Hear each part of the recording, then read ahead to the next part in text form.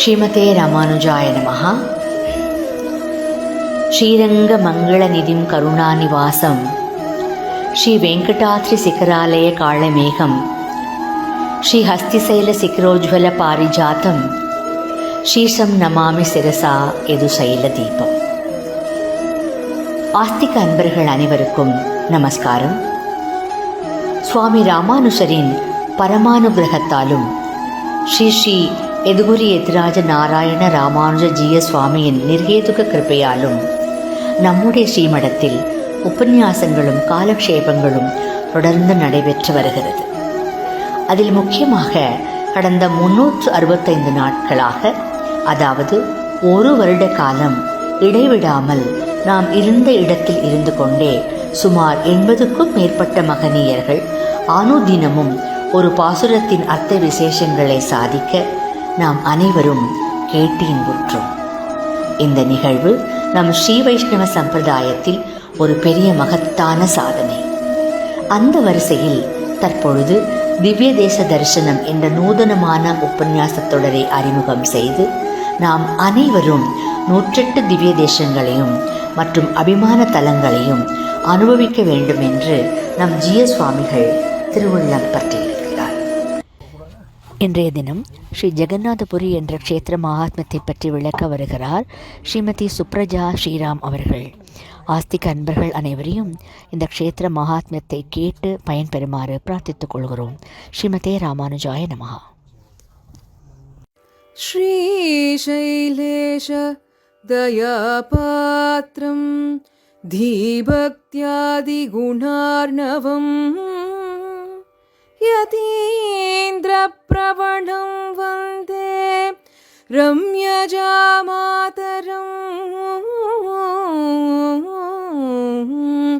முனிம்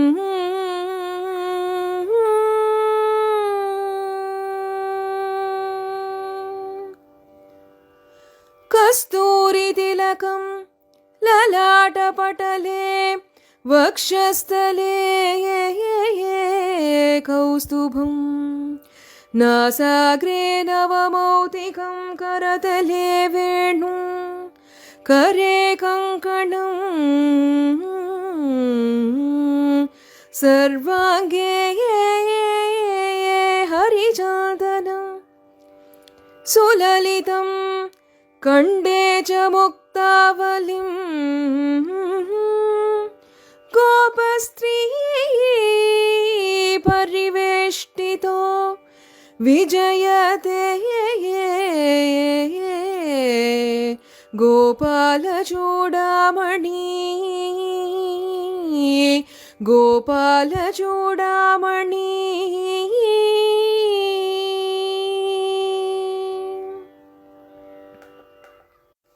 ஸ்ரீமதே ராமானுஜாய நமக. ஸ்ரீமத் வரவர முனையே நமக. ஸ்ரீ பாலதன்வி குரவே நமக.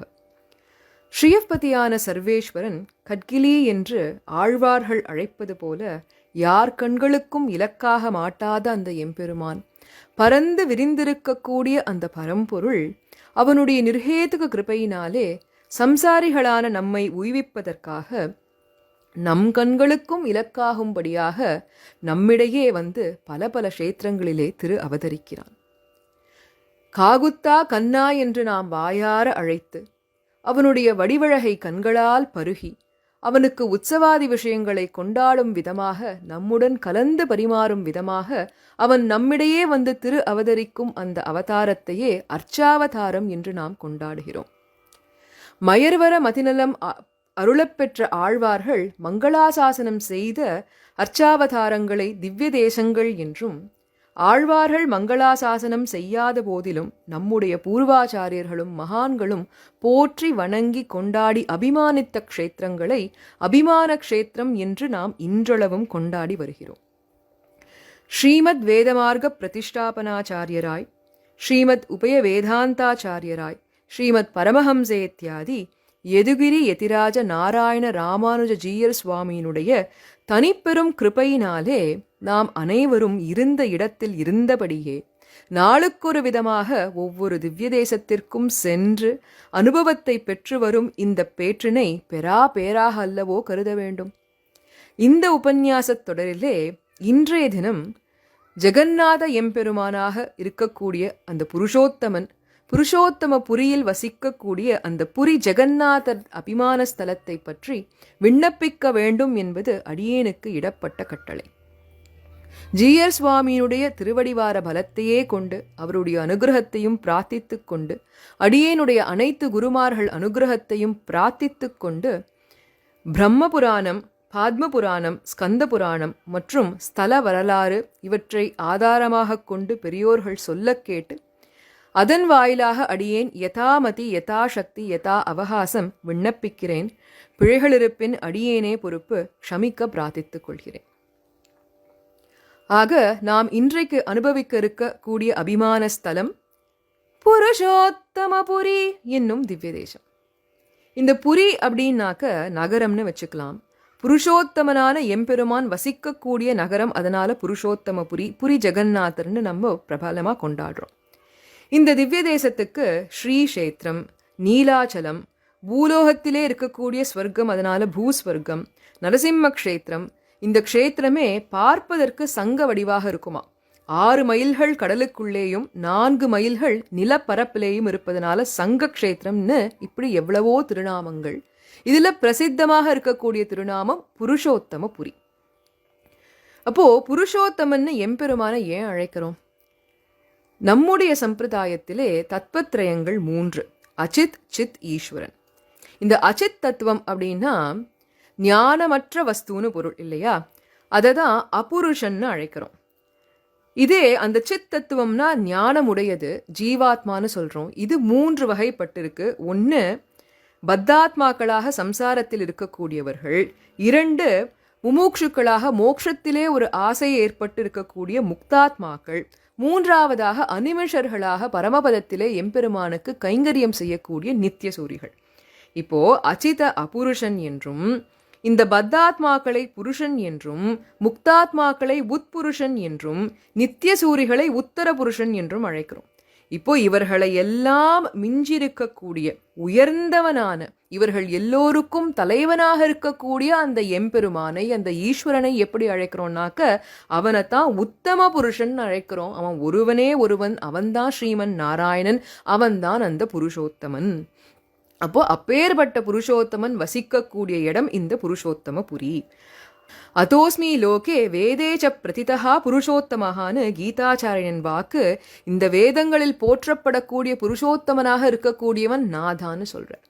அந்த புருஷோத்தமன்னு ஒரு அத்தியாயம் இருக்கு, புருஷோத்தமன்னு ஒரு மாசம் இருக்கு, புருஷோத்தமம்னு ஒரு ஏகாதசி இருக்கு. இன்னும் சொல்ல போனா பகவத்கீதையில வேற எந்த திவ்ய தேசத்தினுடைய எம்பெருமானுடைய திருநாமமும் கிடையாது. புருஷோத்தமன்னு இவருடைய திருநாமம் மட்டும் இருக்கு. அப்போ உத்தம புருஷனான அந்த எம்பெருமான் எழுந்தருள் இருக்கார் ஒரு தேசத்துலனா அந்த தேசம் எவ்வளவு உத்தமா இருக்கணும். அதனால தான் உத்தம புருஷன் எழுந்தருளி இருப்பது இந்த உத்கல தேசத்திலே. இந்த உத்கல தேசத்தினுடைய மகிமையை பத்தி கபில சம்ஹிதையில ஒரு ஸ்லோகம். वर्षाणां भारतः श्रेष्ठः देशानाम् उत्कलः स्मृतः उत्कलस्य समो देशः उत्कलस्य समो देशः देशो नास्ति महीतले उत्कलस्य समो देशः देशो नास्ति महीतले देशो नास्ति महीतले उत्कलस्य समो என்று வருஷங்களுக்குள்ளாக பாரத வருஷம் மிக சிரேஷ்டமானது. அதில் இருக்கக்கூடிய மாநிலங்கள், தேசங்கள், இதிலே உத்கல தேசம்தான் ரொம்ப உச்சிதமானதுங்கிறார். கல அப்படின்னா வேத ஒலி, உத் அப்படின்னா உயர்ந்த வேத ஒலி, உயர்ந்த வேத ஒலியான சாமவேதம் ஒலித்து கொண்டே இருக்கக்கூடிய தேசமாம், அதுதான் உத்கல தேசம். இந்த உத்கல தேசம் எது அப்படின்னா இந்த உத்கல தான் மருவி மருவி இன்றைய தினம் ஒடிசா, ஒரிசான்னு நம்ம அழைக்கிறோம். நம்முடைய பாரத தேசத்துடைய ராஷ்ட்ரிய கீதம் ஜனகணமன எடுத்துண்டா மாநிலமா அடிக்கிண்டு வரச்சே பஞ்சாப சிந்து குஜராத மராத்தா திராவிட உத்கல பங்கான்னு தானே சொல்றோம். அதுதான் அந்த உத்கல தேசம். ஆக எம்பெருமான் எழுந்தருளி இருப்பது இன்றைய பாரத தேசத்திலே இருக்கக்கூடிய ஒரிசா மாநிலத்திலே அந்த கிழக்கு கடற்கரையை ஒட்டி இருக்கக்கூடிய இடம். இப்போ இந்த உத்கல தேசத்துக்கு இந்த புருஷோத்தமன் எப்படி வந்து சேர்ந்தார் அப்படின்னா அந்த கதையே ரொம்ப ஒரு சுவாரஸ்யமான சரித்திரம். சற்று முன்தான் அனுபவித்தோம், அர்ச்சாவதாரம்னாலே சௌலபியம்னு இல்லையா? அந்த சௌலபியத்தை பிரகாசிக்க கூடிய ஒரு சரித்திரம் இவருடைய சரித்திரம். இன்னும் சொல்ல போனா நம்ம விபவ அவதாரங்கள்ல யாரு சௌலபியமான அவதாரம்னு கேட்டா குழந்தை கூட யோசிக்காத சொல்லிடும் ஸ்ரீ கிருஷ்ணாவதாரம்னு. ஏன்னா ஸ்ரீ கிருஷ்ணனாக இருந்து அவர் என்ன பண்ணலன்னு தான் கேட்கணும். ஆசிரிதர்களை ரட்சிப்பது மட்டும் இல்லையே, ஆசிரிதர்களுக்கு பக்ஷபாதியாக இருந்துண்டு ஆசிரிதர்களுக்கு பரதந்திரப்பட்டிருந்தார். இடக்கை வலக்கை வித்தியாசம் தெரியாத இடையர்களுடன் கலந்திருந்தார். இப்படி இருக்கக்கூடிய ஸ்ரீ கிருஷ்ணாவதாரம், அந்த கிருஷ்ணாவதாரத்திலே அவர் செய்த விஷயம் என்ன? பகதோடையோர்க்கென்னும் பரநெளிய நாம் பிறப்பால் முத்தி தரும் மாநிலத்தீர் மூண்டு அவன் பகால் பத்தி செய்யும் என்றுரைத்த மாறனின் சொல்லார் போகாம் நெடுக சென்ற பிறப்பாம் அஞ்சீரை என்று பத்துடை அடியவர்களுக்கு எளியவனாகவும் பிறர்க்கு அரிய வித்தகனாகவும் இருந்தார் இல்லையா? அந்த துவாபர யுகத்தினுடைய ஸ்ரீ கிருஷ்ணாவதாரத்தின் கலியுக தொடர்ச்சியோ என்று வியக்கும்படியாக இருக்கக்கூடியதுதான் இந்த புருஷோத்தமபுரியில் ஜெகநாதனாக இவன் எழுந்தருளிருக்கக்கூடிய நிலை. அதனால தானோ என்னவோ தெரியல, இந்த புருஷோத்தமபுரியில ஜெகநாதர் அவர் வந்து சேர்ந்த அந்த வரலாறும் கிருஷ்ணாவதாரத்திலேருந்தே ஆரம்பிக்கிறது. அப்போ இப்போ நம்ம எல்லாம் கிளம்பி எங்கே போகிறோம்னாக்கா துவாபர யுகத்துக்கே போகிறோம். துவாபர யுகத்தில் எம்பெருமான் தன்னுடைய ஜோதிக்கு எழுந்தருள வேண்டிய காலகட்டம். நம்ம எல்லாருக்கும் தெரிஞ்சுதான் ஸ்ரீ கிருஷ்ண பரமாத்மா யாதவ குலத்தில் திரு அவதரித்திருந்தார். அதில் 2 யாதவர்கள் நாரத முனியிடத்தை அபச்சாரப்பட்டு போனார்கள். அதனால நாரத முனி ஒரு சாபம் சொல்லியிருந்தார். இரும்பு உலக்கையினால் இந்த யாதவ குலம் அழியும்னு ஒரு சாபம். அதன்படியே இந்த இரும்பு உலக்கையிலிருந்து வளர்ந்த புல் இருந்தது. அந்த புல்லை வச்சுட்டு யாதவர்களெல்லாம் ஒருத்தரோட ஒருத்தர் சண்டை போட்டு யாதவ குலமே அழிஞ்சு போச்சு. நம்பி மூத்த பிரானாக இருந்த பலராமர் அவரும் தன்னுடைய அவதாரத்தை சுருக்கி கொண்டு பரமபதத்துக்கு போயிட்டார். மீதி இருந்தது கிருஷ்ணர் மட்டும்தான்.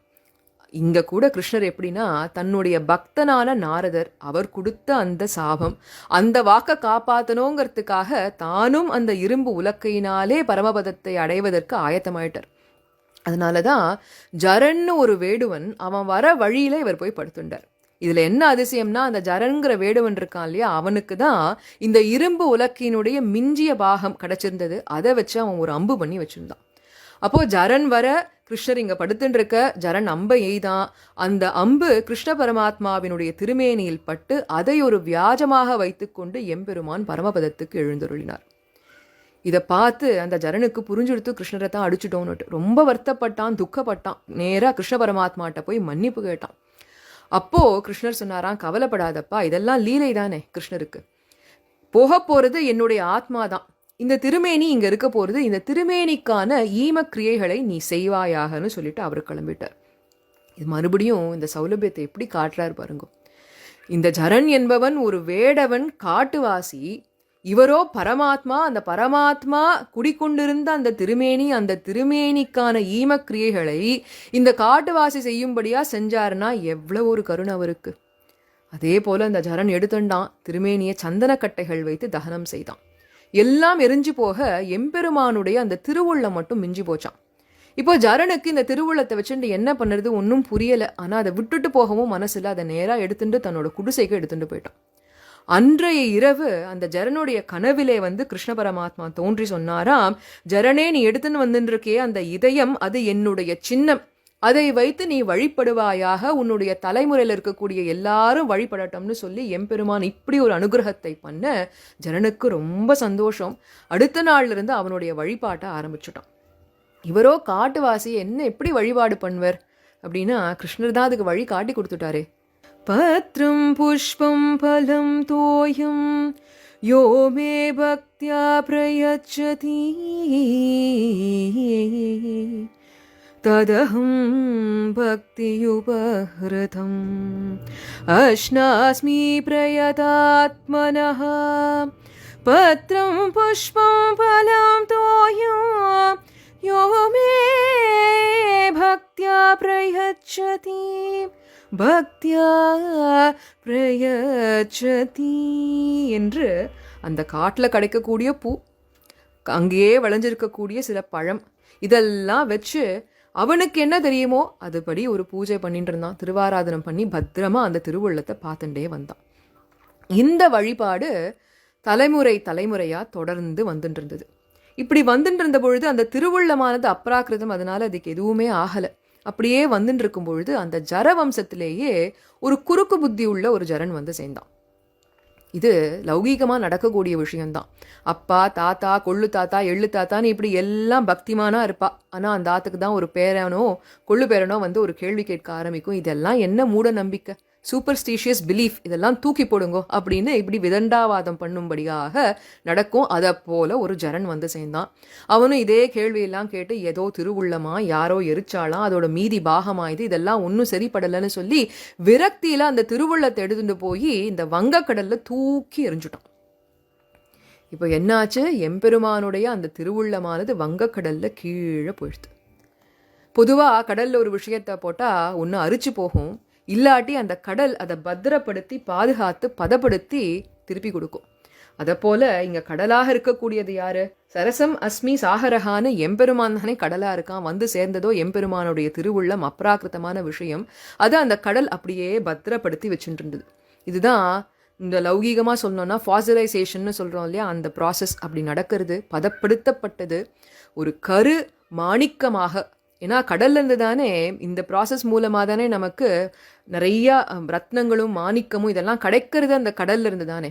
அதை போல இந்த எம்பெருமானுடைய திருவுள்ளமும் பதப்படுத்தப்பட்டு ஒரு நீல மாணிக்கமாக, கரு மாணிக்கமாக மாறி ஒரு கல்லாட்டம் இருந்தது. இப்படி அது கடலுக்குள்ளேயே பல வருடங்கள் இருந்தது. இப்படி காலம் உருண்டு ஓடிக்கொண்டிருக்க ஒரு நாள் காலை பொழுது, சுபயோக சுபதினம் தான் சொல்லணும் அந்த காலை பொழுது. அன்றைய தினம் யாரோ அந்த கிழக்கு கடற்கரை பக்கத்தில் அப்படியே நடந்து போயிட்டே இருக்கா. அன்னிக்கு பார்த்து எம்பெருமானுடைய சங்கல்பம் இந்த திருவுள்ளத்தை மறுபடியும் உலகத்துக்கு கொடுக்கணும் அப்படின்னு. அதனால அந்த கடல்ல மூழ்கி இருந்த திருவுள்ளம் மெதுவா கடற்கரையை நோக்கி பயணிக்க ஆரம்பிச்சுது.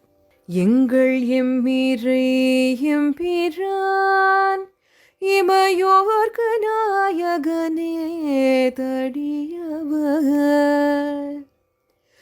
எங்கள் எம்மிரை எம்பிரான் இமையோர்க்கு நாயகனே தடியவர், தங்கள் தம் மனத்து பிரியாதருள் புரிவான், தங்கள் தம் மனத்து பிரியாதருள் புரிவான்,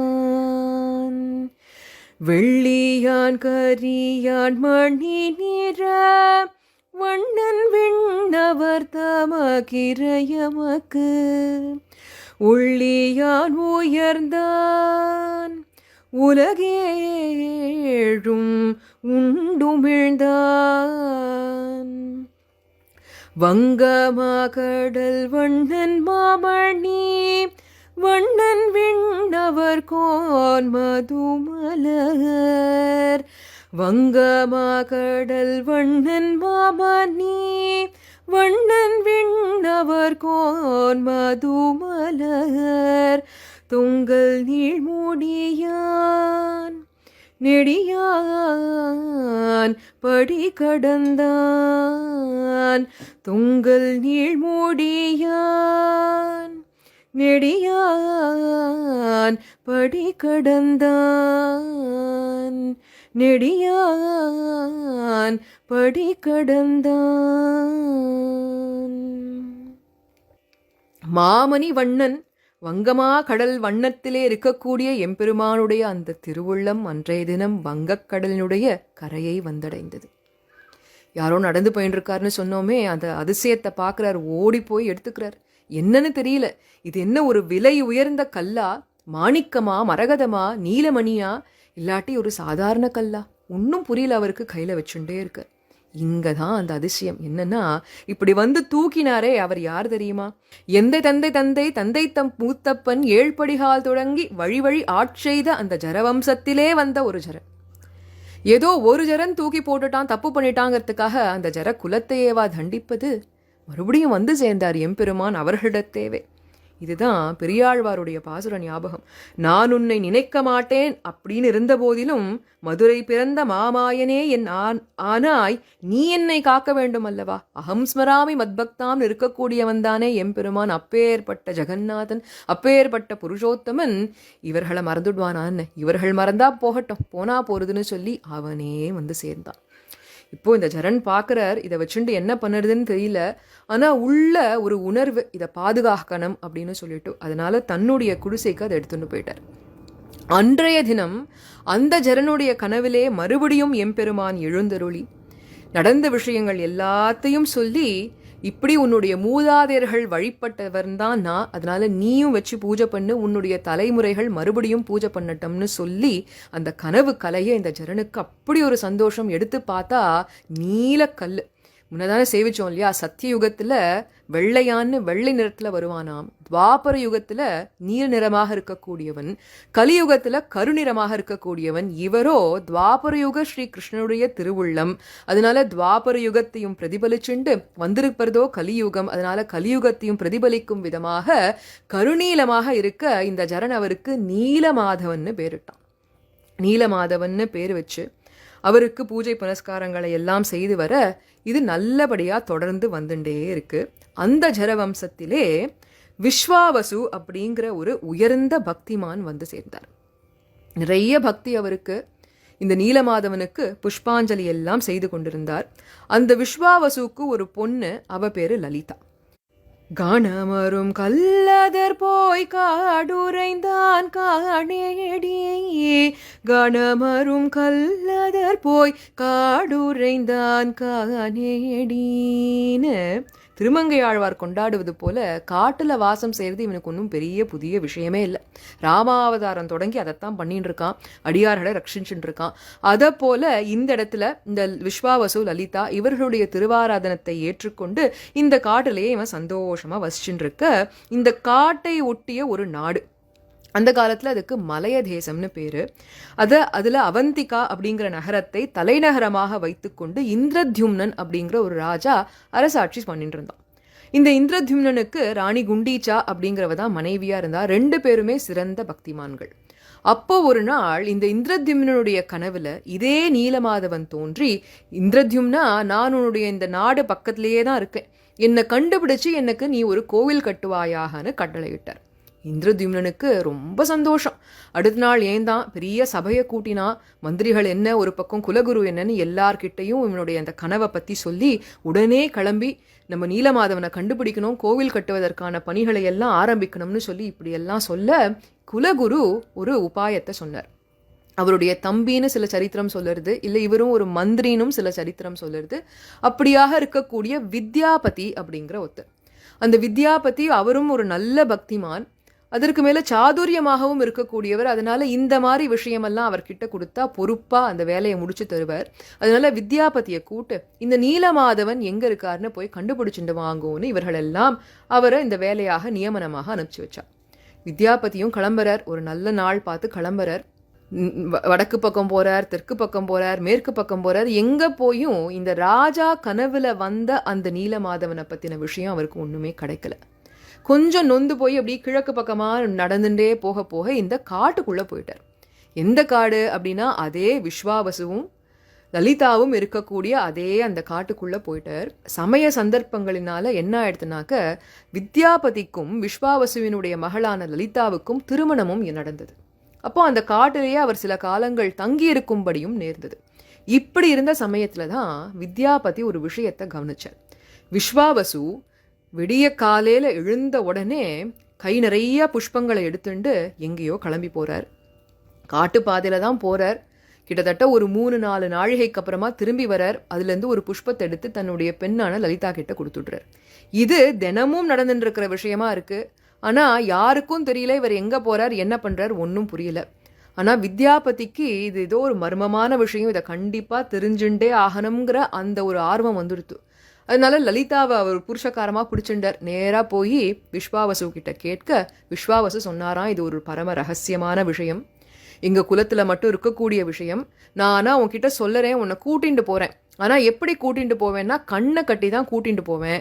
அதெல்லாம் உனக்கு சரின்னா சொல்லு, அழைச்சிட்டு போகிறேன்னர். வித்யாபதிக்கு ஆர்வம் தாங்கலை. அதனால் என்ன தாராளமாக சரி பறேன், வாங்க கூட்டிகிட்டு போகலான்னு சொல்ல அடுத்த நாள் அருணோதயத்தில், அப்போ தான் பறவையெல்லாம் கீச்சு கீச்சு கீச்சுங்கிறது, அந்த நேரத்தில் கண்ணை நன்னா இறுக்கி கட்டினர்.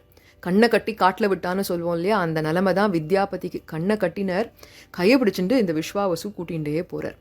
போக போக அதுவோ அடர்ந்த கானகம், இன்னும் இருள் சூழ்ந்துட்டே போகிறது. உள்ள அந்த பாதையும் குறுகிண்டே போகிறது, மலை மேலே ஏறி போகிறது, முள்ளும் கல்லுமா இருக்குது. அப்படி கூட்டிகிட்டு போய் ஒரு பெரிய குகைக்கு முன்னாடி இந்த வித்யாபதியை நிற்க வச்சுட்டார்.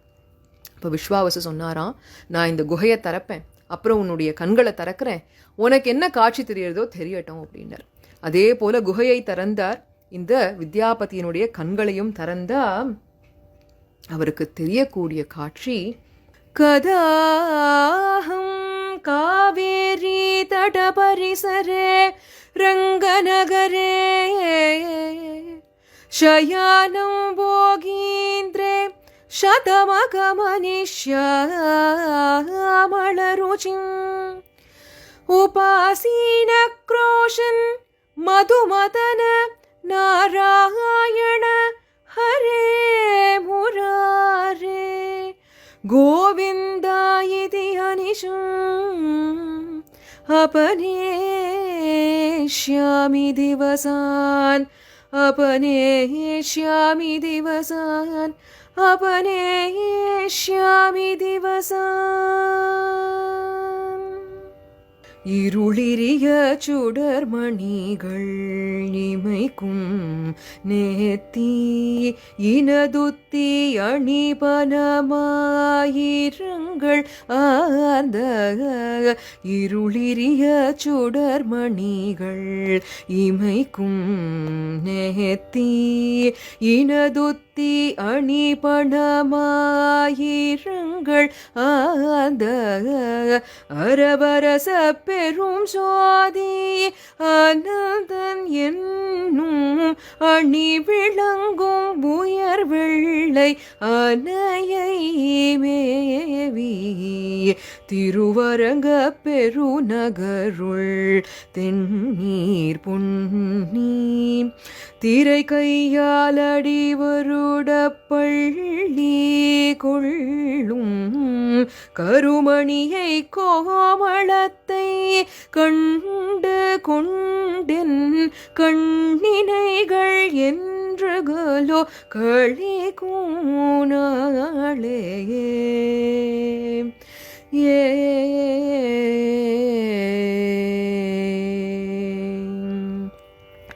கருமணியை கோமளத்தை கண்டு கொண்டன. அந்த கருமணியை கோமளத்தை எப்போ பாப்பேன்னு குலசேகர ஆழ்வார் பாரித்தார் இதை பாடிண்டு. அந்த கருமணியை கோமளத்தை எப்போ பாப்பேன், நாராயணா ஹரே மாதவா முகுந்தா மதுசூதனா கோவிந்தா உன்னை எப்போ பாப்பேன்னு பாரிச்சுண்டு வந்தவர் தானே இந்த வித்யாபதி. அப்பேற்பட்டவருக்கு இன்னைக்கு கண்டுண்டார். அதே எம்பெருமான் நீலமாதவன் அப்படி காட்சி தர வித்யாபதிக்கு சந்தோஷம் மெய் சிலிர்த்தது. அரசனுடைய கனவுல வந்தது இந்த நீலமாதவன் தானே சந்தோஷப்பட்டு உடனே போய் இது அரசன்ட்ட சொல்லணுமேன்னு அவர் கிளம்பும் பொழுது அசரீரியாக ஒரு வாக்கு. அந்த வாக்குல வந்துதான், வித்யாபதி நீ தேடி வந்த அந்த நீலமாதவன் நாதான். ஆனா ஒரு விஷயம் தெரிஞ்சுக்கோ, இதே திருமேனியோட நான் உன்னுடைய அரசனுக்கு காட்சி கொடுக்க மாட்டேன். உன்னுடைய அரசனுக்கு ஒரு வித்தியாசமான, ஒரு விசித்திரமான, ஒரு உத்தமமான திருமேனியோட தான் காட்சி கொடுக்க போறேன். ஆனா உன்னுடைய அரசனை இந்த கோவில் கட்டுவதற்கான பணியெல்லாம் ஆரம்பிக்க சொல்லுன்னு சொல்லி இப்படி அனுப்பிச்சு வைக்க வித்யாபதியும் சந்தோஷமா ஓடி வரார். அந்த ஓடி வரதை பார்த்தே இந்திரத்யும்னனுக்கு புரிஞ்சுடுத்து வித்யாபதி நீலமாதவனை கண்டுபிடிச்சுட்டாருன்னு. வரும்பொழுது எல்லா விஷயத்தையும் கேட்டு தெரிஞ்சுட்டார். இந்திரத்யும்னனுக்கு மனசுக்குள்ள ஒரு ஆசை, அந்த நீலமாதவன் எப்படித்தான் இருந்தார் அப்படின்னு கேட்டு தெரிஞ்சுக்கணுமே அப்படின்னு சொல்லி இந்த வித்யாபதியை கூட்டு கேட்க வித்யாபதி சொல்ல தொடங்குறார். வனமாலிய தரிச்சுண்டு பீதாம்பர தாரியாக மந்தகாச முகத்தோட நீல கலேபரனாக காட்சி கொடுத்தாருன்னு இப்படி வித்யாபதி அடிக்கிண்டே போக போக போக போக இந்திரத்யும்னனுடைய கண்கள்லேருந்து தாரையா நீர் வழியறது. எப்பேற்பட்ட எம்பெருமான் எவ்வளவு காருண்யம்னு கொண்டாடிண்டே உடனே அந்த கோவிலை கட்டணும்னு சொல்லி அவ்வளோ அவசரப்பட்டு கோவிலையும் கட்டி முடிச்சுட்டான். அப்படி கட்டி முடிச்சு பிரதிஷ்டை பண்ணணும் இல்லையா, அந்த நேரம் வந்தா அப்பதான் அவனுக்கு புரியறது, அடடா இப்படியெல்லாம் நீலமாதவன் இருக்கக்கூடிய அந்த எம்பெருமான் இப்போ வெறும் ஒரு கல்லாக வல்லவோ இருக்கான்.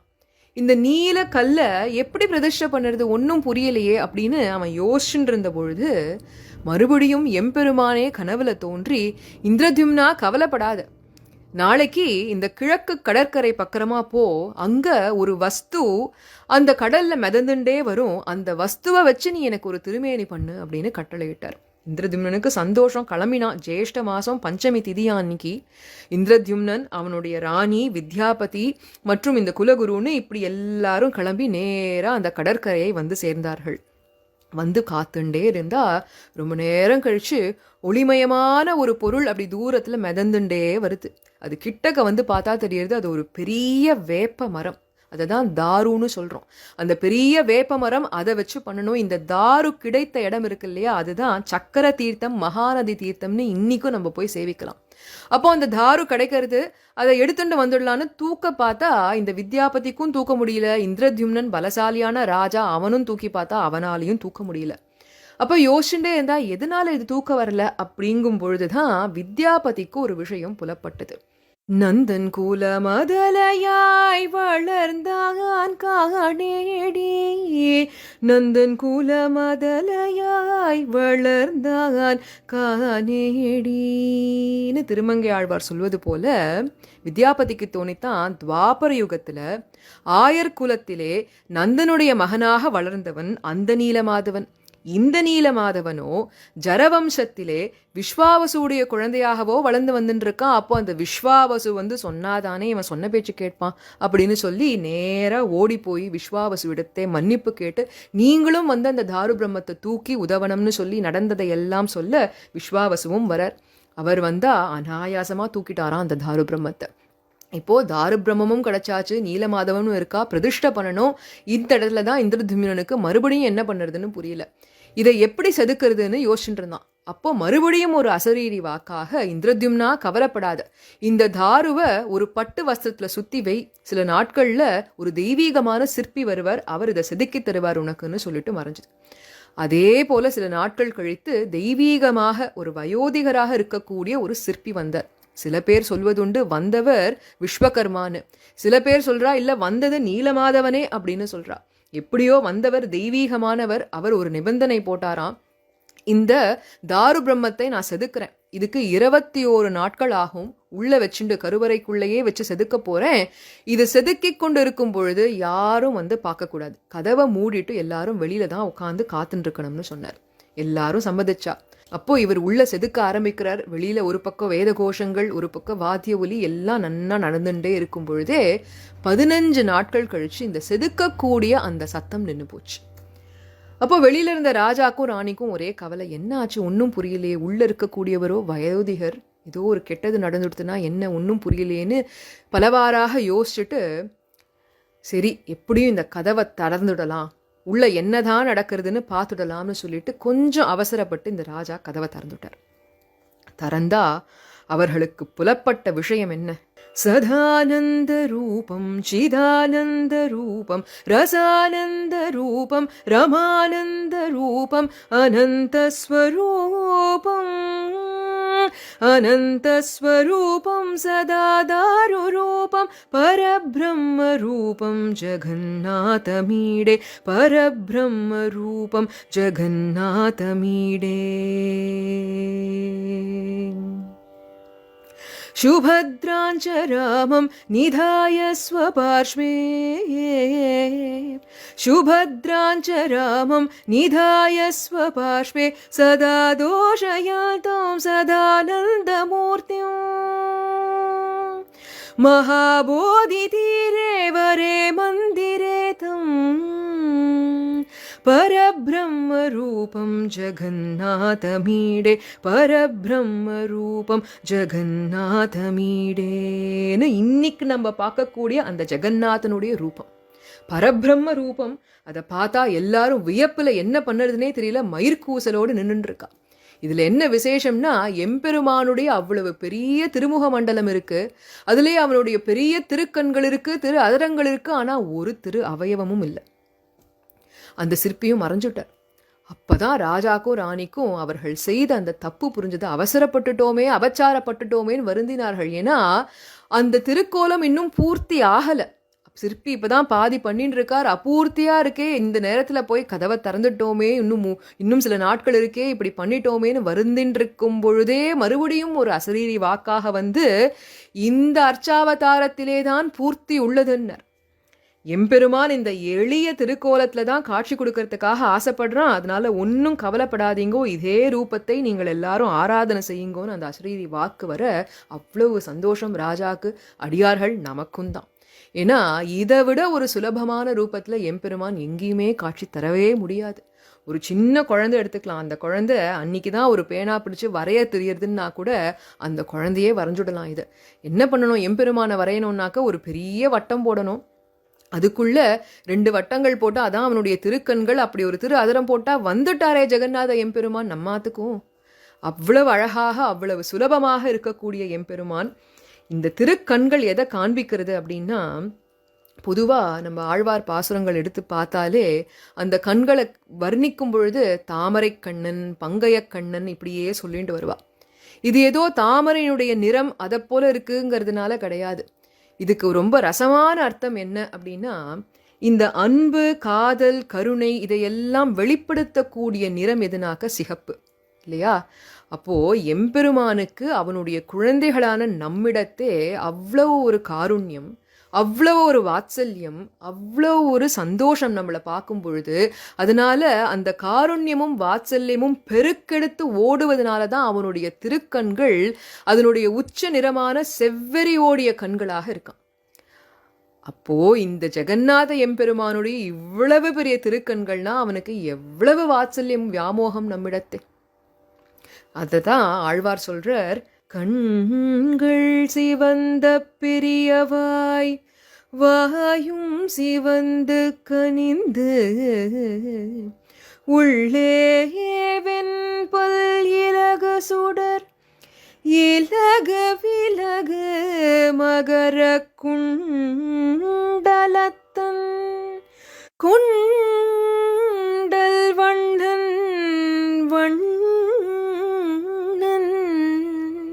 சுடர் முடியன் என்று அடியேன் உள்ளானேன்னு ஆழ்வார் நெஞ்சத்தில் மட்டுமல்ல நம்முடைய நெஞ்சத்திலையும் அதே எம்பெருமான் குடிகொண்டுள்ளான். அப்போ இந்த திருமேனியை உருவாக்கி அவருடைய திருநாபியிலே அந்த நீல மாதவனாக, அந்த நீலக்கல்லுன்னு சொன்னோம் இல்லையா, அதை உள்ள வச்சு அந்த தாரு பிரம்மத்தை செய்தார்கள்.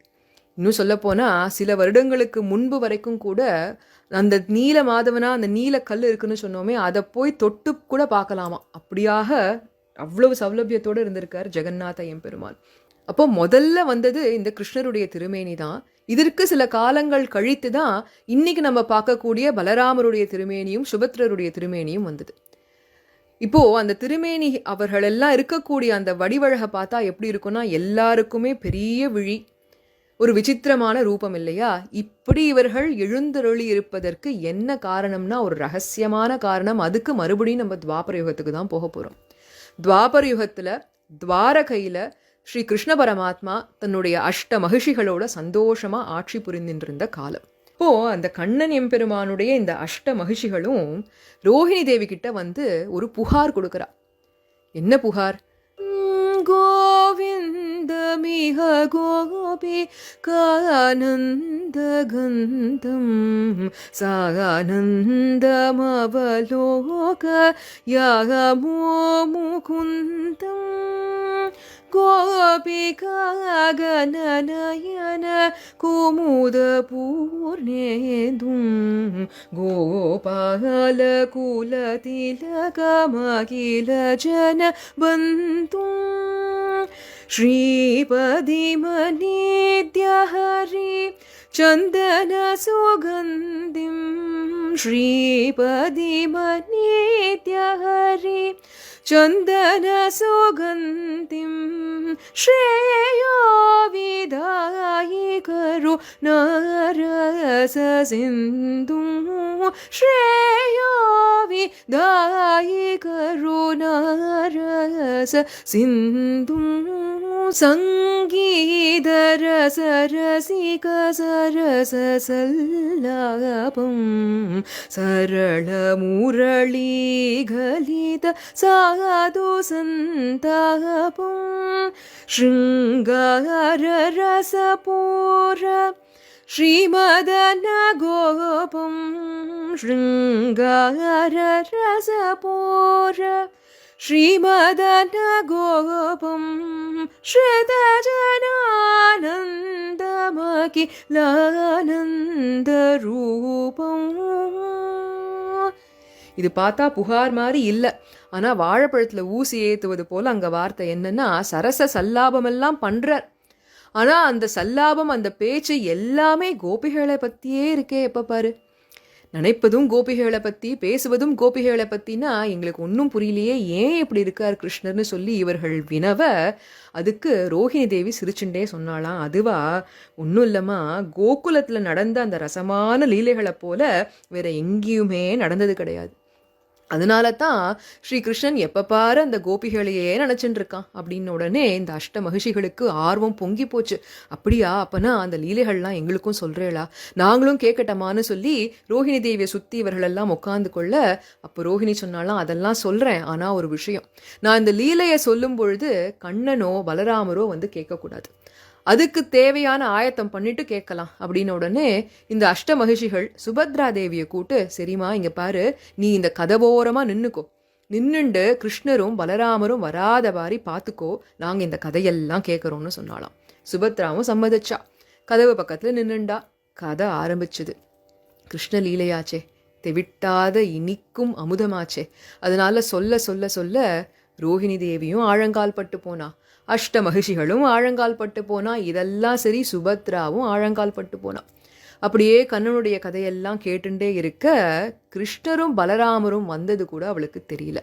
அப்படி வந்த கிருஷ்ணரும் பலராமரும் தன் சரிதை தான் கேட்க அவரும் ஆழங்கால் கட்டு போக, எப்படி கேட்டார்கள்னா இந்த 3 பேரும் கதவு ஓரமாக நின்றுண்டு கதை கேட்கக்கூடிய அந்த மூவரும் மெய் மறந்து கை கால்கள் சுருங்கி விழிகள் விரிய அப்படி கேட்டுண்டே இருக்க அந்த நேரத்தில் நாரதர் வந்து சேர்ந்தார்.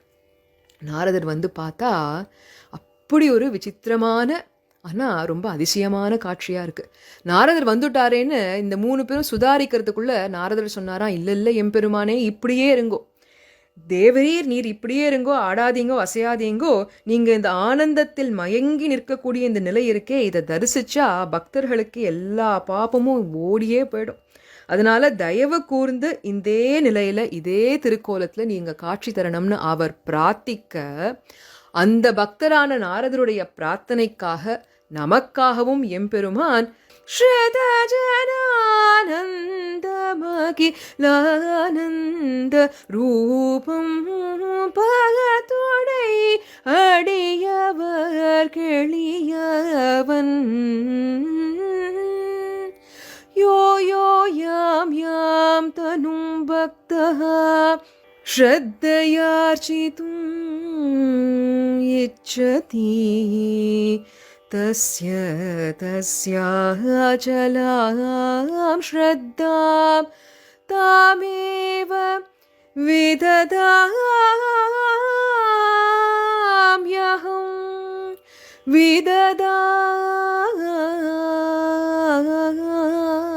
विददाम्यहं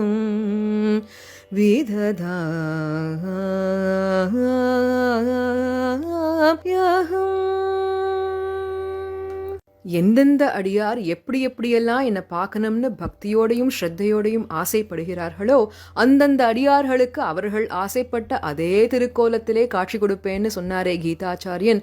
அதைப்போல நாரதற்காகவும் அந்த இந்திரத்யும்னனுக்காகவும் குண்டீச்சா ராணிக்காகவும் நமக்காகவும் எம்பெருமான் ஜெகநாதபுரியிலே இப்படி ஒரு திருக்கோலத்திலே எழுந்தருளியிருக்கிறான். இந்திரத்யும்னன் வம்சத்திலே வந்தவர்களை கஜபதிகள்னு சொல்லுவோம். விஸ்வாவசு வம்சத்திலே வந்த அந்த ஜரவம்சத்திலே வந்தவர்களை தான் தைத்தபதிகள்னு சொல்றோம். விஸ்வாவசுனுடைய மகள் லலிதாக்கும் வித்யாபதிக்கும் திருமணம் ஆச்சுன்னு சொன்னோம் இல்லையா? இவர்களுக்கு பிறந்த குழந்தைகள் அந்த சந்ததியர்கள் தான் இன்றளவும் திருமடப்பள்ளி கைங்கரியத்தை செஞ்சுட்டு இருக்கா. விஸ்வாவசு வம்சத்திலே வந்தவர்கள் தான் இன்றளவும் திருவாராதன கைங்கரியங்களை செய்து கொண்டு வருகிறார்கள். அப்போ இந்த கஜபதிகளும் தைத்தபதிகளும் சேர்ந்து ஏராளமான கைங்கரியத்தை செய்கிறார்கள். இவர்களுடைய வாழ்க்கையிலையும் பல பல அதிசய நிகழ்வுகளும் நடந்திருக்கு.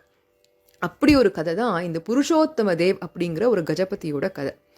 பொதுவாகவே இந்த கஜபதிகள்லாம் நிறைய கைங்கரியம் பண்ணுவா. அதில் ரொம்ப விசேஷமான ஒரு கைங்கரியம் என்னன்னா, எம்பெருமான் ரத யாத்திரையா வரார் இல்லையா, அவர் வரக்கூடிய அந்த பாதையை தங்க துடப்பம் கொண்டு பெருக்கி சுத்தம் செய்யறது. புருஷோத்தம தேவும் இதே மாதிரி கைங்கரியங்களில் ஈடுபட்டு இருந்த ஒரு அரசன் தான். அப்போ ஒரு சமயம் அவன் காஞ்சி பக்கமாக யாத்திரைக்கு போகிறான். போகிற இடத்துல அந்த காஞ்சி அரசனுடைய மகள் இளவரசியை பார்த்து காதல் வயப்பட்டு அவளை கல்யாணம் பண்ணிக்கணும்னு ஆசைப்படுறான். அது அந்த காஞ்சி அரசனிடத்தையும் சொல்ல, சரின்னு சம்மதிக்கிறதுக்கு முன்னாடி பையனை யாருன்னு விசாரிக்கணும் இல்லையா, அதுக்காக நான் பார்த்து யோசிச்சு சொல்கிறேன்னு அனுப்பிச்சுட்டார். புருஷோத்தமதேவ் மறுபடியும் ஒரிசாவுக்கு வந்துட்டார். இந்த காஞ்சி அரசன் தன்னுடைய மந்திரி அனுப்பிச்சு இந்த புருஷோத்தமதேவ் எப்பேற்பட்டவர்னு விசாரிச்சுண்டுவான்னு அனுப்பிச்சு வைக்க, அவன் வந்து சேர்ந்த நேரம் இந்த ரத யாத்திரை நடந்துட்டு இருந்த நேரம். வந்து பார்த்தா புருஷோத்தமதேவ் நன்னா ரோடெல்லாம் பெருக்கின்னு இருக்கார். அப்போ அவனுக்கு ஒரு தப்பான அபிப்பிராயம் ஏற்பட்டு போக, தீர விசாரிக்காம புருஷோத்தமதேவ் இப்படி பெருக்கக்கூடிய ஒரு தொழிலை செய்பவர் அப்படிங்கிறத போய் அந்த காஞ்சி ராஜா கிட்ட சொல்லிட்டான்.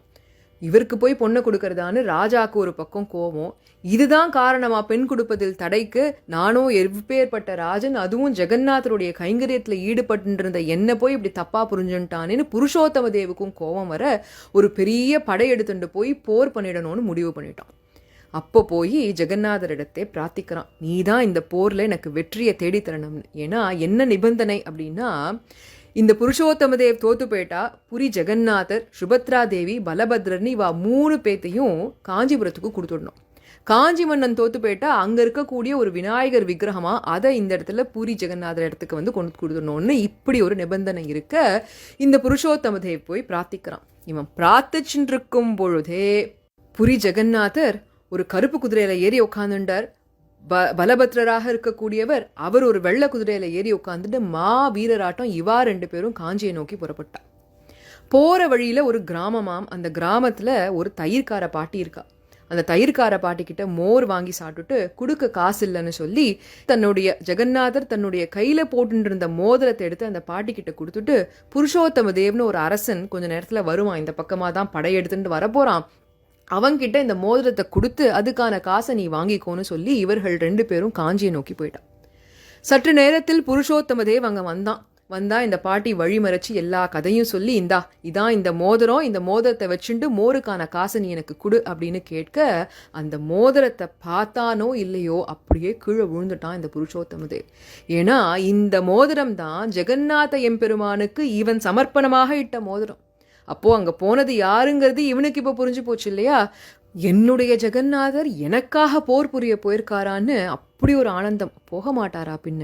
தூதனாய் மன்னவனால் சொல்லுண்டான் காணேடி, தூதனாய் மன்னவனால் சொல் உண்டான் காணேடின்னு பாண்டவர்களுக்காக தூத்திய சாரத்தியங்கள் பண்ணவன் தானே இந்த கிருஷ்ணன். அடியார்களுக்கு பரதந்திரப்பட்டவன் தானே. அதனால அடியார்களுக்கு என்ன வேணா பண்ணுவான். இந்த இடத்துல புருஷோத்தம தேவுக்காக போய் போர் செஞ்சு புரி க்ஷேத்திரத்துக்கு ஒரு வெற்றியை தேடித்தந்து கடைசியில அந்த காஞ்சி இளவரசியையும் இந்த புருஷோத்தம தேவுக்கு திருமணம் செய்யும்படியாக செஞ்சான். இதனாலதான் என்ன தெரியறதுன்னா, கடை தலை சீக்கப்பெற்றால் கடுவினை களையலாமே கடுவீனை களையலாமேன்னு கடைத்தலை சீக்க பெற்றால் கடுவினை மட்டும் களையலாம் இல்லை கல்யாணமும் ஆகலாம். அது இந்த புருஷோத்தம தேவ் கதையிலேருந்து தெரியுது. இதே வம்சத்தில் வந்த இன்னொரு இளவரசன். இந்த விருத்தாந்தம் எங்கே இருக்குன்னா ஈட்ட ஸ்ரீசுக்தியில் வருது. நம்மளுடைய 4000 திவ்ய பிரபந்தத்திலையும் புரி அப்படிங்கிற க்ஷேத்திரத்தை பற்றி இல்லாத போதும் சுமந்த மாமலர்னு திருவாய்மொழியில் 3வது பத்து 3வது திருவாய்மொழியினுடைய 7வது பாசுரத்தில் அதனுடைய வியாக்கியானம், அந்த ஈட்டு வியாக்கியானத்தில் சுவாமி நம்பிள்ளை காட்டக்கூடியது இந்த புருஷோத்தம புரியை சேர்ந்த ஒரு இளவரசனுடைய கதை. இதே கஜபதி வம்சத்தில் வந்த ஒரு இளவரசனுக்கு புரி ஜெகநாதருக்கு புஷ்பம் சமர்ப்பிக்கணும்னு ஆசை வந்தது. ஜெகநாத எம்பெருமானுக்கு எந்த பூ ரொம்ப பிடிக்கும்னா அண்டத்தமரர்கள் சூழ அத்தானியுள் அங்கிருந்தாய் தொண்டர்கள் நெஞ்சில் உறைவாய் தூமலராள் மனவாளா உண்டிட்டுலகினை ஏழும் ஓராலிலையில் துயில் கொண்டாய் கண்டு நான் உன்னை உகக்க கருமுகை பூச்சூட்டவாராய் கருமுகை பூச்சூட்டவாராய்னு சம்பங்கி பூ, கருமுகை பூனா சம்பங்கி சம்பக்குன்னு சொல்கிறோம் இல்லையா, அந்த பூ ரொம்ப பிடிக்குமா. அப்போது அந்த பூவை சாத்தணும்னு சொல்லிட்டு வரான். வந்து பார்த்தா கடையில் அந்த கடை வீதியில் இருக்கக்கூடிய எல்லா புஷ்பங்களும் காலியாயிடுது. எதுவுமே இல்லை, ஒரே ஒரு சம்பங்கி பூ மட்டும் இருக்குது. அதை சாத்தணும்னு சொல்லி இவன் போகும்பொழுது மற்ற இளவரசர்கள் சில பேர் வந்து அவர்களும் அதே பூவுக்கு போட்டியிட இவர் எல்லாருக்கும் ஒருத்தர் அப்படியே விலையை ஏற்றிக்கொண்டே போக போக ஒரு ஆக்ஷன்னு சொல்கிறோம் இல்லையா, அந்த மாதிரி போய் இந்த இளவரசன் தன்னுடைய ராஜ்யத்தையே கொடுத்து அந்த ஒத்த பூவை வாங்கும்படி ஆயிடுது. எப்படியோ வாங்கிட்டான். ஆனால் கடைசியில் வாங்கி அதை கொண்டு போய் எம்பெருமானுக்கும் சாத்திட்டான், புருஷோத்தம புரியில ஜெகநாதனுக்கும் சாத்திட்டான். சாத்தின உடனே அன்றைய இரவு ஜெகநாதர் அவருடைய கனவுல நாரா, நீ சாத்தினியேப்பா அந்த சம்பங்கி பூ, அது எனக்கு ரொம்ப பாரமாக இருக்குன்னார். அதான் சுமந்த மாமலர் அப்படின்னுட்டு. எம்பெருமானுக்கு அந்த பாரத்துக்கு 2 காரணம் இருக்கலாம். ஏதோ ஒரு அடியார் ரொம்ப ஆசைப்பட்டு ஒரு பூவை போய் சாத்துறாரு, ஆனால் சாத்துறதுக்கு முன்னாடி இது எம்பெருமானுக்கு பிடிக்குமோ, இந்த கைங்கரியத்தை அவன் ஏற்றுப்பானோன்னு இப்படி ஒரு மனநிலையில் கொண்டு போகும் பொழுது அது கூட அவனுக்கு பாரமாக இருக்கும். ஏன்னா இவ்வளவு கஷ்டப்பட்டு கொடுக்குறானேன்னு அது ஒரு சந்தோஷமான பாரம். ஆனால் இந்த இடத்துல இளவரசன் எப்படி பண்ணான், இந்த புஷ்பம் எம்பெருமானுக்கு பிடிக்கும், அதை எந்த இளவரசன் சாத்தினா என்ன சந்தோஷப்பட்டுட்டு போயிருக்கலாம் இல்லையா, அப்படி இல்லாத அதுக்கு போட்டி போட்டு சண்டையிட்டு தன்னுடைய அகங்காரத்தினாலேயும் மமகாரத்தினாலேயும் ராஜ்யத்தையே கொடுத்து அந்த ஒத்த பூவை வாங்கி நான் தான் போடுவேன் அப்படின்னு கொண்டு போய் சாத்தினதுனால அந்த பூ எம்பெருமானுக்கு ரொம்ப பாரமாக இருந்துதான். இதிலிருந்து அவர் காட்டக்கூடிய விஷயம் என்ன, யத் கரோஷி யதஷ்னாஷி यज्जुहोषि ददासि यत् पश्यसि कौन्तेय तत्कुरुष्व मदर्पणं यत् करोषि यदश्नासि यज्जुहोषि ददासि यत् पश्यसि कौन्तेय तत्कुरुष्व मदर्पणं. நீ எதை சாப்பிட்றியோ நீ எதை செய்யறையோ அதை எல்லாத்தையும் எனக்கு சமர்ப்பணமாக பண்ணு, ஆனால் அகங்காரத்தோட பண்ணக்கூடியதை என்னால் ஏற்றுக்க முடியாதுங்கிறத கீதாச்சாரியன் காட்டி கொடுத்தார் இல்லையா. இதுக்கு இன்னொரு உதாரணமும் பெரியாழ்வார் சொல்வது உண்டு. திருமாலிருஞ்சோலை மலையில் வைஷ்ணவ நாம ரூபங்களோட பகவத் பாகவத பக்தியோட தெரியக்கூடிய சில பூதங்கள் உண்டாம். அந்த பூதங்கள் என்ன பண்ணும், ஆஸ்ரிதர்கள் வந்தால் ஒன்றும் பண்ணாது, அஞ்சலி பண்ணிட்டு போயிடும். அதே நாஸ்திகர்கள் வந்தால் அவர்களை கொன்று அந்த ரத்தத்தை எடுத்து குடிக்குமா. அந்த ரத்தத்தை குடிக்கிறதுக்கு முன்னாடி தன்னுடைய சாதிக்கு உகந்தபடி அதை அழகருக்கு ஆராதன ரூபமாக சமர்ப்பிச்சுட்டு குடிக்குமா. இதை போல ஒரு பக்தியைத்தான் எம்பெருமான் எதிர்பார்க்கிறான். அகங்காரத்தினால் ஏற்பட்ட பக்தி இல்லை, இதை இந்த இளவரசனை கொண்டு காண்பித்தார்னு சுமந்த மாமலர் பாசுரத்தில் வருது. அடுத்ததாக இந்த தைத்தபதிகள். இந்த தைத்தபதிகளும் பல அந்தரங்க கைங்கரியங்களை செய்யக்கூடியவர்கள் தான். அதில் ரொம்ப முக்கியமான விசேஷமான கைங்கரியம் என்னன்னாக்கா நவகலேபரம்னு சொல்கிறோம். இந்த நவகலேபரம் தான் மருவி நவகலேபரம்னு மாறியிருக்கு. நவனா புதுசு, கலேபரம்னா தேகம். பார்த்தோம் இல்லையா. இப்போ எம்பெருமானுக்கு அந்த பெரிய தாரு எடுத்துட்டு போறா இல்லையா, வேப்ப மரம், அது ஒரு 12 வருஷத்துக்கு ஒரு தடவை மாற்றும்படியாக இருக்கு. இந்த கைங்கரியத்தை செய்யக்கூடியவர்கள் தான் இந்த தைத்தபதிகள். இது எப்போ நடக்கும் அப்படின்னா அதிக மாச வருஷம்னு சொல்லக்கூடியது, கிட்டத்தட்ட ஒரு 12 வருஷத்துக்கு ஒரு தடவை வரும், இன்டர் கேலரி இயர்னு சொல்றோம். அப்போ என்ன செய்வார்கள்னா 100 தைத்தபதிகள் சேர்ந்து இந்த தாரு பிரம்மத்தை புதுப்பிக்கணுங்கிறதுக்காக காலில் செருப்பு கூட போடாம பக்கத்தில் இருக்கக்கூடிய வனத்துல போய் தேடுவார்களாம். எல்லாத்துக்கும் ஒரு இலக்கணம் இருக்கு, அதுபடி கிடைக்கணும். ஜெகநாதருக்கு ஒரு கருஞ்சிவப்பு மரம் 4 கிளைகளை கொண்டது, 7லேருந்து 12 முழ உயரம் இருக்கணுமா. பலராமருக்கு லைட் ப்ரௌன், ஏன்னா அவர் ஆதிசேஷன் இல்லையா, அதை போல இருக்கக்கூடிய நிறத்துல 7 கிளைகள் கொண்டு கலப்பை வடிவத்தோட இருக்கணுமா. சுபத்ரா தேவிக்கு மஞ்சள் மரம் 5 கிளைகள் கொண்டு தாமரை சின்னத்தோட இருக்கணுமா. இப்படியாக தேடி ஒரு யாத்திரை, அதுக்கு தான் வனஜக யாத்திரைன்னு பேரு. அப்படி ஒரு மரத்தை கண்டுபிடித்து 50 சிற்பிகள் 21 நாளைக்கு செதுக்குவார்கள். இவர்களுக்கு மகாராணாக்கள்னு பேர். அப்படி செதுக்கி வந்ததுக்கு அப்புறமா இந்த பழைய தாரு பிரம்மம் இருக்கும், அதற்கு நேரா அதற்கு தேவையான புது தாரு பிரம்மத்தை வச்சுட்டு இந்த தைத்தபதிகள்லயே பெரியவர் இருப்பார் இல்லையா, அவர் அந்த கர்ப்பகிரகத்துக்குள்ள போய் இது நடக்கும் பொழுது அந்த மொத்த நகரத்திலேயுமே மின்சாரம் துண்டிக்கப்படும். இருட்டில் தான் பண்ணணும் இதை. அவர் கண்ணையும் கட்டி கொண்டு இந்த பழைய தாருவை திறந்து அந்த நாபியில் இருக்கக்கூடிய பிரம்ம பதார்த்தம், அதுதான் அந்த நீல மாதவன், அதை எடுத்து இந்த புது தாரு பிரம்மத்தில் வைப்பார்களாம். இந்த உற்சவத்துக்கு தான் நவகலேபரம்னு பேரு. இந்த பழைய தாரு பிரம்மம் இருக்கு இல்லையா, இத கோயிலா மண்டபம்னு ஒரு இடம், அந்த இடத்துல மண்ணுக்குள்ள புதைச்சு இந்த தைத்தபதிகள் 13 நாட்களுக்கு பழைய திருமேனிக்காக துக்கமும் அனுஷ்டிப்பார்கள்.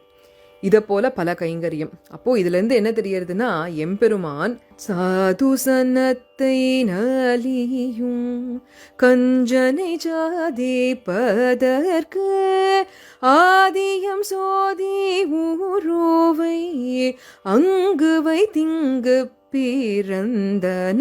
அங்கிருந்து இங்க மட்டும் பிறக்காமல் இந்த பழைய தாருவிலிருந்து புது தாரு பிரம்மத்துக்கும் மாறுகிறான் எம்பெருமான்.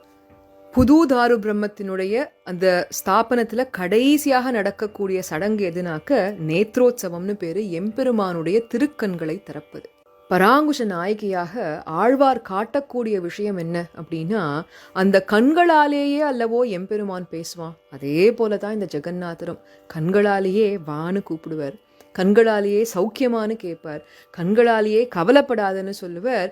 இப்படி கண்களாலேயே தூது செய் கண்கள் கொண்டொன்னு பேசி தூமொழி இசைகள் கொண்டொன்னு நோக்கி தூது செய் கண்கள் கொண்டொன்னு பேசி தூமொழி இசைகள் கொண்டொன்னு நோக்கி தூது செய் கண்கள் கொண்டொன்னு பேசி தூமொழி இசைகள் கொண்டொன்னு நோக்கி தூது செய் கண்கள் கொண்டொன்னு பேசி தூமொழி இசைகள் கொண்டொன்னு நோக்கி தூது செய் கண்கள்.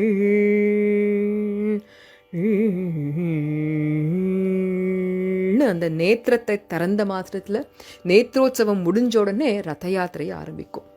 ரத யாத்திரை எல்லா வருஷமும் நடக்கும், ஆனி மாசத்தில் நடக்கும். இருந்தாலும் அந்த புதிய தாரு பிரம்மம் நடக்கச்சே ஒரு விசேஷமான ரத யாத்திரை.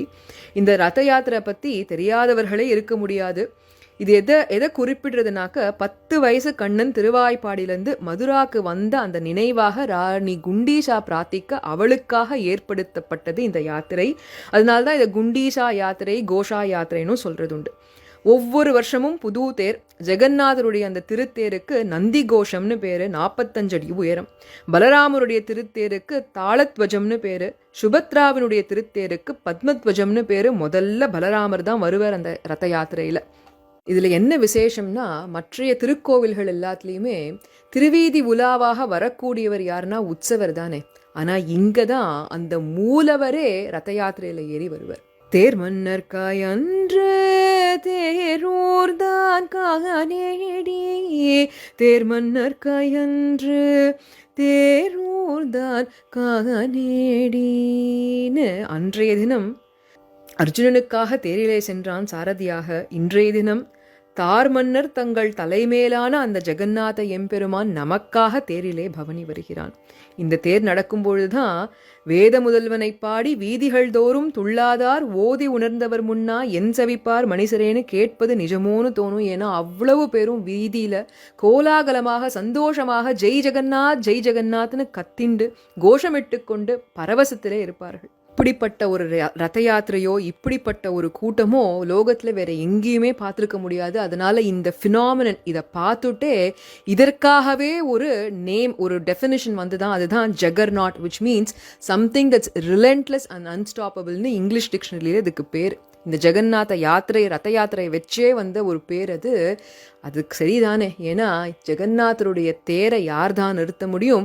அவனுடைய அந்த கருணை பெருவெள்ள பெருக்குக்கு யார் தான் அணை போட முடியும்? இப்படி தைத்தபதிகள் செய்யக்கூடிய அந்த கைங்கரியங்கள் இன்னும் ஏராளம். அதில் ரொம்ப முக்கியமான விஷயம் திருமடப்பள்ளி கைங்கரியம். நம்ம விஷ்ணு கோவில்களை 4 தாம்னு சொல்லுவோம். இது மேற்கில் இருக்கக்கூடிய துவாரகை, கிழக்கிலே இருக்கக்கூடிய புரி, வடக்கிலே இருக்கக்கூடிய பத்ரி, தெற்கிலே இருக்கக்கூடிய ஸ்ரீரங்கம்.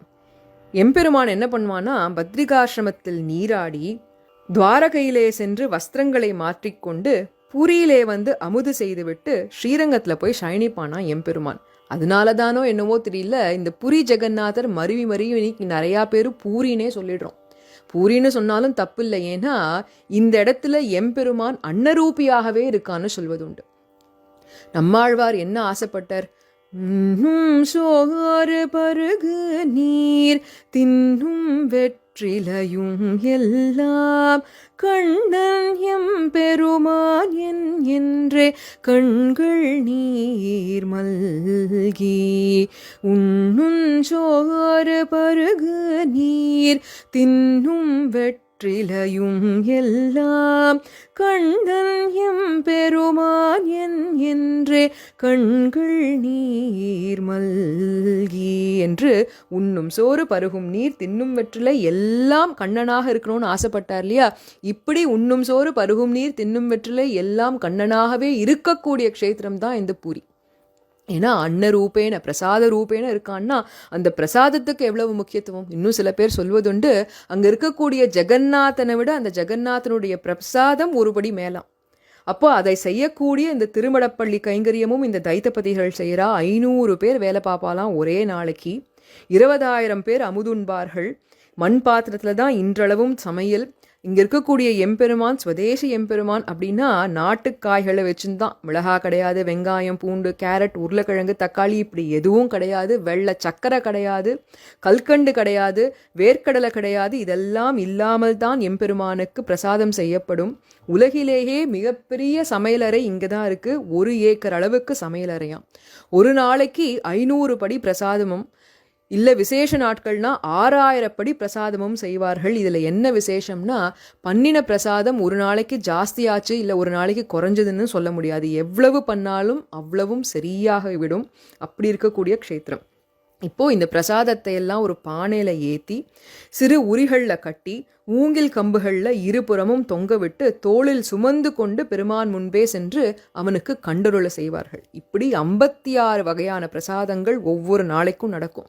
9 விதமான சித்ரான்னம், 14 வகையான கரமேது, 9 வகையான பால் பாயசம், 11 வகையான இனிப்புகள், 13 வகையான திருப்பணியாரங்கள்னு இதெல்லாம் போக மண்டபத்துக்கு போக அங்கே பிரசாதத்தை கண்டுருள பண்ணுவான் ஜெகநாத எம்பெருமான்.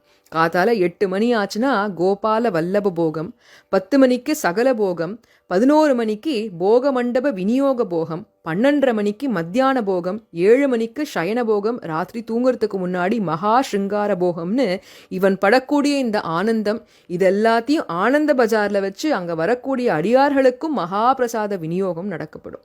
இப்போது இதெல்லாம் கேட்கும் போதே நமக்கு நான் ஊறுறது இல்லையா? ஒரு காலத்தில் இந்த பிரசாதமெல்லாம் விநியோகத்துக்கே வரலையாம். இப்படி வருவதற்கு காரணம் யாருக்கு நன்றி சொல்லணும்னா மறுபடியும் நாரதருக்கு தான் சொல்லணும். ஏன்னா முன்பொரு காலத்தில் பிரசாதம் கொடுக்கப்படாத பொழுது நாரதர் போய் மகாலட்சுமியை பிரார்த்திக்க மகாலட்சுமி நாரதருக்கு அப்படி கொஞ்சமாக அந்த சேஷத்தை கொடுத்தாலாம். அதை அவர் சாப்பிட்டு பரவசமடைய, அதில் மீதி இருந்ததை பரமசிவன் சாப்பிட்டு அவர் ஒரு ஆனந்த நடனமாட பார்வதி தேவி கேட்க அவளுக்கு பிரசாதம் இல்லை. அப்போ பார்வதி தேவி ஒரு சபதம் எடுத்துட்டாளாம். இனி இந்த உலகத்தில் அனைவருக்கும் ஜெகநாத பிரசாதம் கிடைக்கும்படி செய்வேன்னு அவ ஒரு சபதம் எடுக்க, இப்படி ஒரு பக்தியா என்று மெச்சிய எம்பெருமான் அன்றிலிருந்து இங்க இருக்கக்கூடிய எல்லாருக்கும் பிரசாதம் கிடைக்கும்படியாக செய்தான். அப்போ அன்னைக்கு கண்ணனாக தாழ்குழலர் வைத்த தயிர் உண்டான் காணேடி, தாழ்குழலர் வைத்த தயிர் உண்டான் காணேடின்னு இருக்கக்கூடிய அந்த கண்ணன் இன்றைய தினம் தைத்தபதிகள் வைக்கக்கூடிய பிரசாதத்தை உண்ணுகிறான். அப்போ இந்த பிரசாதத்துக்கு எவ்வளவு விசேஷம் அப்படின்னா, அதை பருகுவதற்கும் சில நிபந்தனைகள் உண்டு. யார் சமைச்சான்னு அங்கே போய் கேட்கவே கூடாதான். ஏன்னா அது பெரிய பாகவத அபசாரமாகுமாம். பூமியில அமர்ந்து தான் உண்ண வேண்டும். சாப்பிடும் பொழுது ஜெகநாத எம்பெருமானை நினைத்து கொண்டே சாப்பிட வேண்டும். வாய் கொப்பளிக்கும் போது முதல் வாய் தீர்த்தத்தை அப்படியே முழுங்கிடணுமாம். ரெண்டாவது தான் பூமியில் விடணும். கடைசியாக எங்கே சாப்பிட்றோமோ அதை கைகளால் சுத்தம் படுத்தணும்னு இப்படி அடிக்கின்றே போகலாம் அந்த பிரசாதத்தினுடைய மகிமையை. அப்பேற்பட்ட இந்த க்ஷேத்திரத்துக்கு நம்முடைய சுவாமி எம்பெருமானாரும் எழுந்தருளி இருந்து மங்களாசாசனம் செய்தார். இன்னும் சொல்லப்போனால் எம்பெருமானார் எழுந்தருளிய போது இந்த க்ஷேத்திரத்தை பாஞ்சரார்த்த ஆகமப்படி மாற்றணும்னு நினைச்சண்டாராம். ஆனால் எம்பெருமானுடைய திருவுள்ளம் வேறாக இருந்தது. அதனால அன்றைய தினம் ராமானுஜர் படுத்து உறங்கிக் கொண்டிருக்கும் பொழுதே அவரே அறியாத வண்ணம் அவரை கொண்டு போய் ஸ்ரீகூர்மத்தில் விட்டுட்டார். விடியற் காலையில் எழுந்து பார்த்த ராமானுஜருக்கு வேற இடத்துக்கு வந்துட்டோங்கிறது புரிஞ்சுது. அப்பதான் அந்த ஜெகநாதருடைய அந்த ஆශ්ரித பக்ஷபாதத்தை உணர்ந்து அவருக்கு பல்லாண்டு பாடினார். ஏன்னா இந்த தைத்தபதிகளும் கஜபதிகளும் செய்யக்கூடிய கைங்கரியத்தை மாற்றக்கூடாதுங்கிறது எம்பெருமானுடைய திருவுள்ளம்னு ராமானுஜருக்கு புரிஞ்சுது. இன்றும் பூரியிலே ராமானுஜர் தங்கி இருக்கக்கூடிய மடம் மற்றும் எம்பார் மடம் ஆகியவை உள்ளன. இந்த மடங்களில் இருக்கக்கூடிய சந்நியாசிகள் இந்த திருக்கோவிலில் பரம்பரையாக செய்து கொண்டு வரும் கைங்கரியத்தை இன்றளவும் செய்து வருகிறார்கள். இதில் இன்னொரு ஏற்றம் என்னன்னா, நம்முடைய எதுகிரி எதிராஜ நாராயண ஜீயர் சுவாமி இந்த இடத்திலேயே அங்கே ராமானுஜருடைய அந்த விக்கிரகத்தையும் பிரதிஷ்டை செய்தார். இதுதான் ஸ்டாச்சு ஆஃப் சாங்க்டிட்டின்னு சொல்லி அதை பிரதிஷ்டை பண்ணி இதனுடைய ஏற்றத்தை இன்னும் அதிகரித்து நாம் எல்லாரும் சென்று ஆசிரியிக்கும்படியாக வைத்திருக்கிறார். இதே புரி ஜெகநாதர் தாயார் சந்நிதியிலிருந்து வெளியில் வரும்பொழுது நம்முடைய குரு பரம்பரையினுடைய பிரதான ஆச்சாரியர்களும் சித்திரரூபமாகவும் வரையப்பட்டிருக்கிறார்கள். இதுவும் ஒரு பெரிய ஏற்றம். இந்த இடத்துல கடைசியாக இந்த புரி ஜெகநாதருக்கு தினமும் இரவு பாடப்படக்கூடிய அஷ்டபதி. இந்த அஷ்டபதி என்பது ஜெயதேவர் இயற்றியது. ஒரு சமயம் ஜெயதேவர் ராதாவுக்கும் கண்ணனுக்கும் ஏற்பட்ட அந்த ஒரு ஊடலை பற்றி எழுதின்றிருக்கார். அந்த ஊடலை சமாதானம் செய்யும் விதமாக கிருஷ்ணர் ராதையினுடைய திருவடிகளை எடுத்து தன்னோட தலைமையில வச்சுட்டார்னு அவருக்கும் தெரியாமல் ஒரு சங்கதி விழ அந்த ஒரு ஓலைச்சுவடையில் அதை எழுதும்பொழுது அவருக்கு என்னடா இது இப்படி தப்பா எழுதிட்டோமேன்னு வருத்தப்பட்டுட்டு அதை பாதியிலேயே வச்சுட்டு போயிடுறார். அந்த சமயம் பார்த்து இந்த ஜெகநாத எம்பெருமானே சென்று அதை பூர்த்தி செய்ததாக ஒரு சரித்திரம். அதை திருப்பி எழுதுறாராம். ஸ்மரகரள கண்டனம் மம சிரசி மண்டனம் தேஹி பத பல்லவம் உத்தாரம் ஜ்வலதி மயி தாருணோ மதன கதனானலோ ஹரது தத்துபாஹித விகாரோ பிரியே சாருஷீலே பிரியே சாருஷீலே वदसि यदि किञ्चिदपि दन्तरुचि कौमुदी वदसि यदि किञ्चिदपि दन्तरुचि कौमुदी हरतु दरतिमिरो अतिघोरो पुरदरद सिद्धवेये तव वदन चन्द्रमा रोचयतु लोचना चकोरो प्रिये चारुशीले प्रिये चारुशीले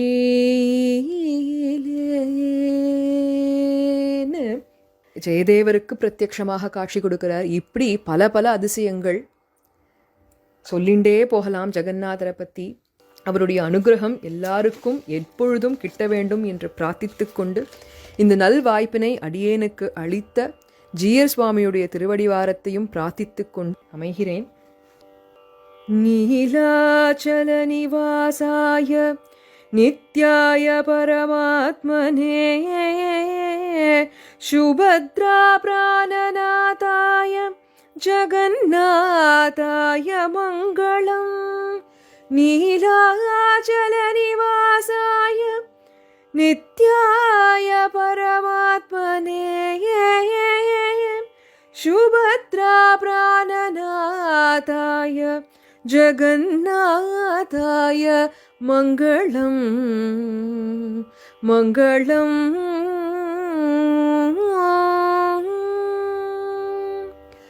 ஆழ்வார் எம்பெருமானார் ஜீயர் திருவடிகளே